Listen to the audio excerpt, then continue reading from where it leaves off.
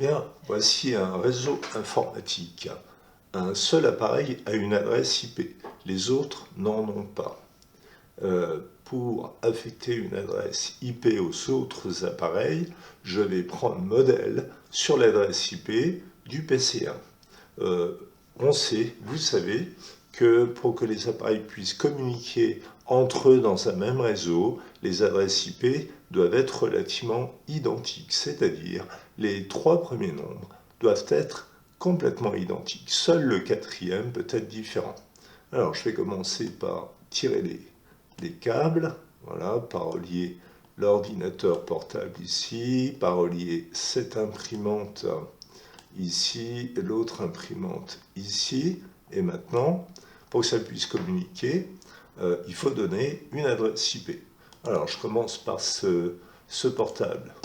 Donc, l'adresse IP que je vais mettre, je l'ai dit tout à l'heure, les trois premiers nombres doivent être identiques à l'adresse IP de l'autre ordinateur. Pour le quatrième nombre, eh bien, j'ai le choix. C'est un nombre entre 0 et 255, mais il doit être différent des adresses IP, des autres adresses IP sur le réseau. Donc je ne peux pas mettre 56, je peux mettre 10 par exemple. Donc je fais OK, je valide, voilà, j'ai validé.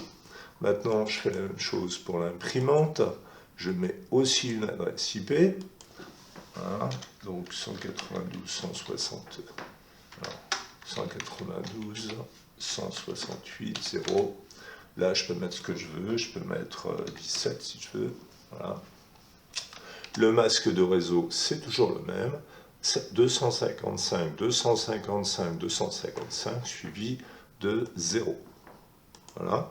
Ensuite, l'autre imprimante, je lui donne aussi une adresse IP. Donc, trois premiers nombres, on a dit identiques, toujours comme ça.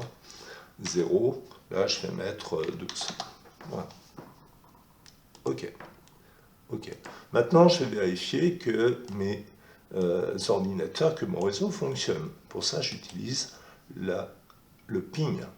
Je vais envoyer un ping, c'est-à-dire un paquet d'informations, par exemple, vers cet ordinateur. Je regarde si le paquet d'informations lui arrive, oui, et ensuite il est revenu. Donc ça marche. Je sais donc un paquet d'informations vers cette imprimante, donc pareil, voilà, ça va, ça vient. Ensuite, vers l'autre imprimante, voilà, et donc je vois que ça marche. Voilà, donc mon exercice est fini.